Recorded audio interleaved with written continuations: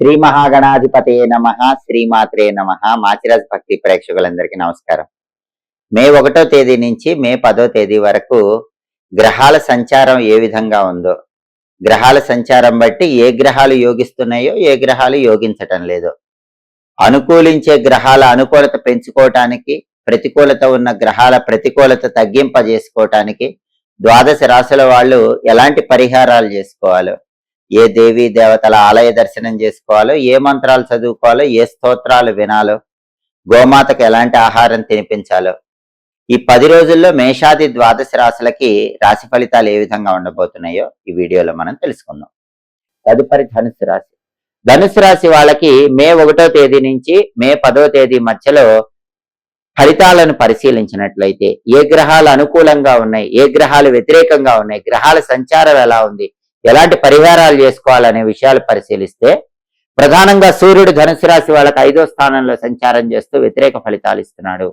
సూర్యుడి బలం లేదు కాబట్టి ధనుసు రాశి వాళ్ళు వాళ్ళ సంతానం పరంగా కొన్ని సమస్యలు ఎదుర్కొనే అవకాశం ఉంటుంది. సంతానం విషయంలో కొంచెం అప్రమత్తంగా ఉండాలి. ఆఫీసులో కూడా ఎదుగుదల తక్కువగానే ఉంటుంది. సహోద్యోగుల వల్ల కానీ అధికారుల వల్ల కానీ కొద్దిగా ఇబ్బందులు కనిపిస్తూ ఉంటాయి. రాజకీయాల్లో కూడా కొన్ని ఒడిదుడుకులు ఉంటాయి. తండ్రి వైపు బంధువుల వల్ల కూడా సమస్యలు కనిపిస్తూ ఉంటాయి. వ్యవసాయ రంగంలో కూడా కొన్ని ఒడిదుడుకులు ఉంటాయి. రవి బలం లేదు కాబట్టి ఈ రకమైన సమస్యలు ధనుసు రాశి వాళ్ళకు ఉంటాయి. రవి బలం పెరగాలంటే నానబెట్టిన గోధుమలు బెల్లంతో కలిపి ఆవుకు తినిపించడం, లేదా కేజింబావు గోధుమలు ఎర్ర వస్త్రంలో మూటగట్టి బ్రాహ్మణుడికి దానం ఇచ్చుకోవటం చేయాలి. అలాగే సూర్యుడికి అధిష్టాన దైవం విష్ణుమూర్తి కాబట్టి ఓం నమో నారాయణాయ అనే అష్టాక్షరి మంత్రం కానీ, ఓం నమో భగవతే వాసుదేవాయ అనే ద్వాదశాక్షర మంత్రం కానీ రోజు 21 సార్లు చదువుకోవాలి.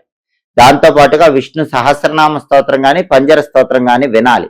వింటే కూడా సూర్యుడిచ్చే వ్యతిరేక ఫలితాలు తొలగిపోయి అనుకూల ఫలితాలు పొందవచ్చు. అలాగే ధనుసు రాశి వాళ్ళకి బుధుడు 5వ స్థానంలో వ్యతిరేక ఫలితాలు ఇస్తున్నాడు. మే 1 నుంచి మే 10 మధ్యలో ధనుసు రాశి వాళ్ళకి బుధుడి బలం లేదు.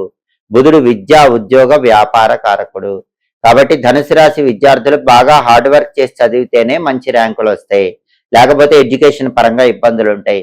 ధనుసు రాశి నిరుద్యోగులు కూడా బాగా కష్టపడి ప్రిపేర్ అయ్యి ఇంటర్వ్యూకి వెళితేనే జాబులు వస్తాయి, లేకపోతే జాబు రావటం కష్టంగా ఉంటుంది. ధనుసు రాశి వ్యాపారస్తులకు కూడా వ్యాపారం కొన్ని ఒడిదుడుకులతోనే ముందుకు సాగుతూ ఉంటుంది. విద్యార్థులు, నిరుద్యోగులు, వ్యాపారస్తులకి ధనుసు రాశి వాళ్ళకి బుధుడి బలం లేదు కాబట్టి మే 1 నుంచి మే 10 మధ్యలో వ్యతిరేక ఫలితాలు ఉంటాయి. అవి తొలగిపోవాలంటే పెసలు నానబెట్టి గోమాతకు తినిపించటం, లేదా కేజింబావు పెసలు ఆకుపచ్చ వస్త్రంలో మూటగట్టి దానం ఇవ్వటం చేసుకోవాలి. అలాగే గణపతికి సంబంధించినటువంటి ఒక శక్తివంతమైనటువంటి మంత్రం, ఆ మంత్రం ఏంటంటే ఓం సుముఖాయ నమః. ఈ మంత్రం రోజు 21 సార్లు చదవాలి.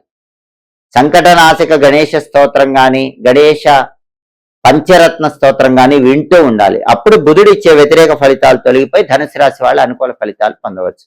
అదేవిధంగా ధనుసు రాశి వాళ్ళకి కుజుడు 4వ స్థానంలో ఉన్నాడు. దీన్ని అర్ధాష్టమ కుజ దోషం అంటారు. అర్ధాష్టమ కుజదోషం ఉంది కాబట్టి ధనుసు రాశి వాళ్ళు ప్రాపర్టీస్ ఏవి కొనే ప్రయత్నం ఈ 10 రోజుల్లో చేయకండి. కొంటే మీకు నష్టమే ఉంటుంది, లాభం కనిపించదు. అలాగే ప్రాపర్టీ అమ్మాలన్నా కూడా ఈ 10 రోజుల్లో అమ్మకండి.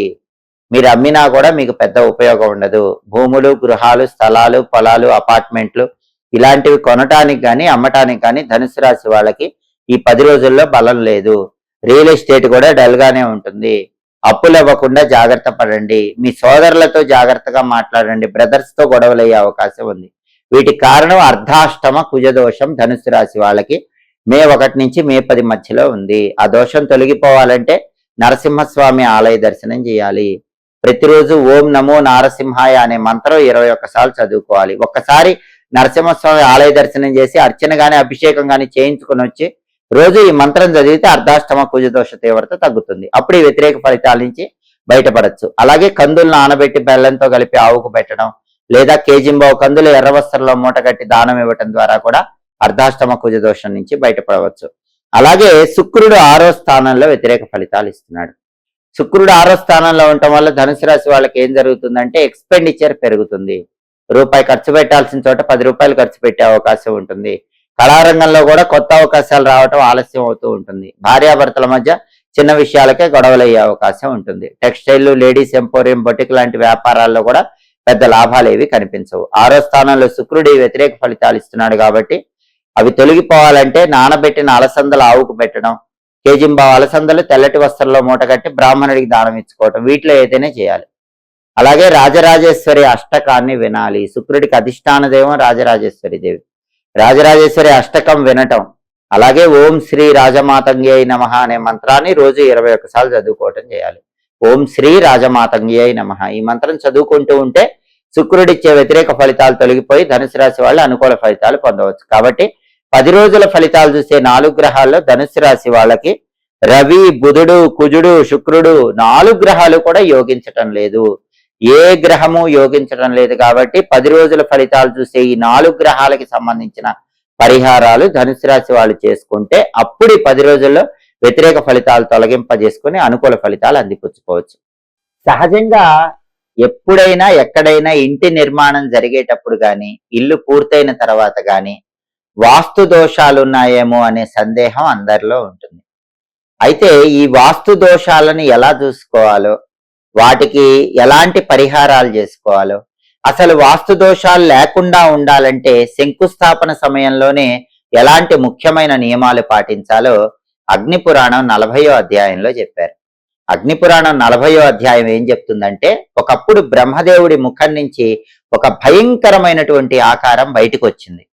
ఆ ఆకారం వల్ల దేవతలందరూ కూడా భయపడిపోతూ ఉంటే విష్ణుమూర్తి ఆదేశం ప్రకారం ఇంద్రుడు ఆ ఆకారాన్ని ఒక సూక్ష్మ రూపంలోకి మార్చి భూమి కింద పాతి పెడతాడు.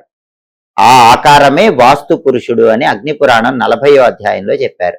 ఇంద్రుడు ఆ ఆకారం శక్తిని పోగొట్టాడు కాబట్టి వాస్తు పురుషుడికి అధిపతి ఇంద్రుడు. ఇంద్రుణ్ణి వాస్తోష్పతి అనే పేరుతో పిలుస్తారు. అందుకే ఎక్కడైనా ఒక స్థలంలో మనం ఇల్లు కట్టుకునే ముందు శంకుస్థాపన చేసే సమయంలో ఇంద్రుణ్ణి తప్పకుండా మనస్సులో పూజా సమయంలో స్మరించుకోవాలి. ఇంద్ర గాయత్రి మంత్రం అని ఉంటుంది. ఆ ఇంద్ర గాయత్రి మంత్రాన్ని స్మరించుకోవటం లేదా ఇంద్రుడికి సంబంధించిన పూజ చేయటం చేయాలి.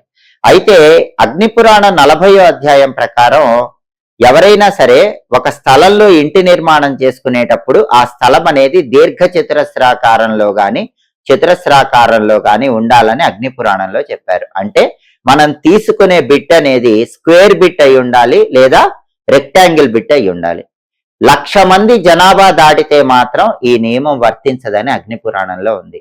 కాబట్టి ఏ ప్రదేశంలోనైనా జనాభా 1,00,000 మంది దాటితే గనక అప్పుడు దీర్ఘ చతురస్రాకారం, చతురస్రాకారం లేకపోయినా ఏ స్థలంలోనైనా మనం ఇంటి నిర్మాణం చేసుకోవచ్చు. అలాగే శంకుస్థాపన పూజ చేసేటప్పుడు అందరూ కూడా ఆ శంకుస్థాపన సమయంలో ఒక గుంట తవ్వుతారు. ఆ గుంట లోపల పూజ చేసేటప్పుడు అక్షింతలు ఉపయోగిస్తారు. కానీ ఆ అక్షింతలు ఘృత అక్షతలు అయ్యి ఉండాలని, అప్పుడే ఫలితం పూర్తిగా ఉంటుందని అగ్నిపురాణంలో చెప్పారు. అంటే ఆ అక్షింతల్లో నెయ్యి, పెరుగు 2 కూడా కలపాలి. అలాంటి అక్షింతలే శంకుస్థాపన పూజలో వినియోగించాలి. చాలా మంది ఏం చేస్తారంటే శంకుస్థాపన చేసేటప్పుడు కూడా పసుపు కలిపిన అక్షింతలతో శంకుస్థాపన దగ్గర పూజ చేస్తారు. కానీ అగ్నిపురాణం ప్రకారం అలా చేయకూడదు. అక్షింతల్లో పెరుగు, నెయ్యి కలిపి ఆ అక్షింతలతో శంకుస్థాపన సమయంలో పూజ చేయాలి. శంకుస్థాపన ఎక్కడైతే చేస్తామో ఆ ఖాళీ ప్రదేశంలో తప్పకుండా గోమయం అక్కడక్కడ ఉండాలి. ఆవు పంచకం చల్లాలి. అప్పుడే అక్కడ మనం ఇల్లు కడితే శుభ ఫలితాలు చేకూరతాయి.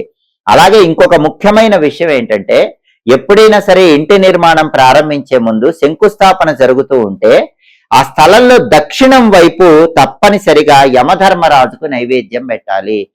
యమాయ నమః అనుకుంటూ ఆ స్థలానికి దక్షిణం వైపు యమధర్మరాజుకు శంకుస్థాపన సమయంలో నైవేద్యం పెట్టాలి. కొంతమంది ఆ నైవేద్యం పెట్టరు. అలా పెట్టకపోతే గనక ఇంటి నిర్మాణం చేసేటప్పుడు స్లాబులు కూలిపోవటం, లేకపోతే ఎవరైనా వర్కర్స్ కి దెబ్బలు తగలటం, ఇలాంటి ఇబ్బందులు ఎదురయ్యే అవకాశం ఉంటుందని అగ్నిపురాణంలో చెప్పారు. కాబట్టి యమధర్మరాజుకు నైవేద్యం శంకుస్థాపన సమయంలో తప్పకుండా పెట్టాలి.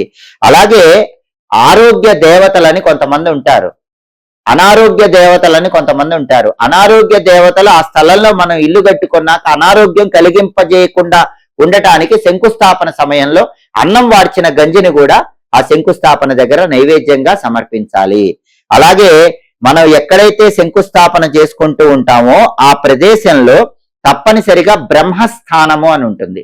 ఆ బ్రహ్మస్థానం ఏదో చూసుకుని అక్కడ పెసరపప్పుతో చేసిన పొంగలి నైవేద్యం పెట్టి నమస్కారం చేసుకోవాలి. ఆ బ్రహ్మస్థానంలో లక్ష్మీనారాయణల పూజ చేయాలి. ఎవరైనా శంకుస్థాపన చేసేటప్పుడు బ్రహ్మస్థానంలో పెసరపప్పుతో చేసిన పొంగల్ నైవేద్యం పెట్టకపోతే ఇంటి నిర్మాణం జరిగిన తర్వాత అనేక రకాలైన ఇబ్బందులు వస్తాయి. అలాగే శంకుస్థాపన సమయంలో వరుణ దేవుణ్ణి స్మరించుకోవాలి. ఓం పశ్చిమేశాయ విద్మహే పాశహస్తాయ ధీమహి తన్నో వరుణ ప్రచోదయాత్. వరుణ గాయత్రి మంత్రం అంటారు. పంతులు గారు ఈ మంత్రం చదవాలి. వరుణుడికి సంబంధించిన ప్రత్యేకమైన పూజ చేసుకోవాలి. పద్మ పుష్పాలతో వరుణుణ్ణి ఆవాహన చేసి శంకుస్థాపనప్పుడు పూజ చేయాలి. అలా చేయకపోతే ఏం జరుగుతుంది? స్లాబ్ వేసేటప్పుడు వర్షం పడుతుందని అగ్ని పురాణంలో చెప్పారు. చాలా మంది సరిగ్గా స్లాబ్ వేస్తున్నప్పుడే వర్షం కురుస్తూ ఉంటుంది. స్లాబ్ అయిపోయాక వర్షం పడితే మంచిది. స్లాబ్ వేసేటప్పుడు వర్షం పడితే మొత్తం ఇల్లు అస్తవ్యస్తం అయిపోతుంది. అలా కొంతమందికి జరగటానికి కారణం అక్కడ శంకుస్థాపన సమయంలో వరుణ దేవుడికి పూజ జరగలేదు అని అర్థం. కాబట్టి వరుణ దేవుడి పూజ తప్పకుండా చేయాలి. మొత్తం ఇంటి నిర్మాణం పూర్తయిపోయిన తర్వాత ఆ ఇంట్లో తప్పకుండా గృహప్రవేశం చేశాక వాస్తు హోమం చేసుకోవాలి. అలాగే అమ్మవారికి సంబంధించిన మణిద్వీప వర్ణన పారాయణ చేయాలి. అలా చేస్తే సంపూర్ణమైన శుభ ఫలితాలు కలుగుతాయి. అయితే ఇన్ని విధి విధానాలు పాటించటం వీలు కాని వాళ్ళకి వాస్తు దోషాలు ఏవున్నా కూడా అవి ప్రభావం చూపించకుండా ఉండటానికి, శంకుస్థాపన సమయంలో ఎలాంటి తప్పులు చేసినా సరే ఆ తప్పుల వల్ల ఇబ్బందులు రాకుండా ఉండటానికి కూడా అగ్ని పురాణంలో ఒక శక్తివంతమైన పరిహారం చెప్పారు. అదేంటంటే అష్టేష్టక సమాయుక్తం. అంటే ఎక్కడైనా దేవాలయ నిర్మాణం జరుగుతూ ఉంటే ఆ దేవాలయ నిర్మాణానికి మీ చేత్తో మీ ధనంతో 8 ఇటుకలు ఇవ్వండి. ఎప్పుడు ఎక్కడైనా జీవితంలో దేవాలయం కడుతున్నారంటే మీ చేత్తో అష్టేష్టక సమాయుక్తం 8 ఇటుకలు మీ ధనంతో ఇస్తే మీరు ఇల్లు కట్టుకునేటప్పుడు శంకుస్థాపన సమయంలో దోషాలున్నా వాస్తు దోషాలున్నా వాటి ప్రభావం వర్తించదు, మీకు ఇబ్బందులు ఉండవని అగ్ని పురాణం 40వ అధ్యాయంలో ప్రామాణికంగా చెప్పారు. ఎప్పటికప్పుడు జ్యోతిష శాస్త్ర పరంగా దిన ఫలాలు, మాస ఫలాలు, సంవత్సర ఫలితాలు, గ్రహాల సంచారాన్ని బట్టి ఏర్పడే ఫలితాలు వీటన్నిటిని తెలుసుకోవాలనుకుంటున్నారా? అయితే మాచిరాజ్ భక్తి ఛానల్ తప్పకుండా చూడండి. మా వీడియోస్ మీకు నచ్చినట్లయితే మా ఛానల్ లైక్ చేయండి, కామెంట్ చేయండి. మా ఛానల్ వీడియోస్ 10 మంది మిత్రులకు షేర్ చేయండి. మా ఛానల్ సబ్స్క్రైబ్ చేసుకోండి. పక్కనున్న బెల్ సింబల్ నొక్కటం మాత్రం మర్చిపోకండి. సర్వే జనాః సుఖినో భవంతు. స్వస్తి.